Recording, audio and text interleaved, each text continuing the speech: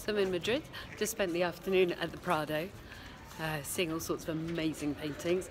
I'm now going to go to jazz bar for some Cuban jazz, which would be great, and then tomorrow Granada, Seville, Cadiz. Great.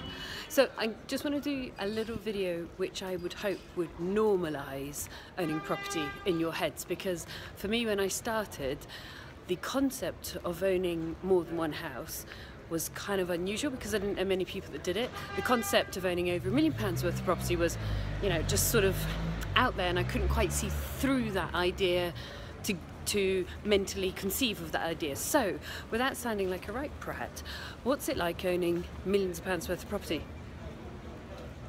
Normal. Just normal. Just completely normal.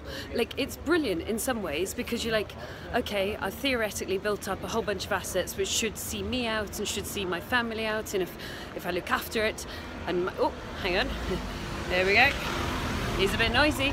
Should see hopefully my grandchildren out. Don't have any yet. But actually, on the other hand, I completely forget how many properties I have, and by the way, it's a very significant sum, and I completely forget how much they're worth, and I completely forget what the equity is, because day to day, I'm just figuring out normal stuff.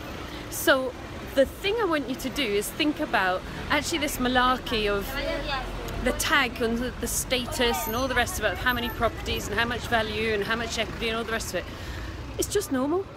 By the time you start acquiring and piling up properties, it becomes completely normal, and therefore I want you to take away the perception that it's an unusual thing, although there's a small percentage of people in the country do it, and actually start to normalise it in your head so that you just go and do it. I mean, it's just fun. Buying property, I like managing it, I like making sure it's paid for, I like making sure that we hit the budgets, I like making sure that I have really high quality properties.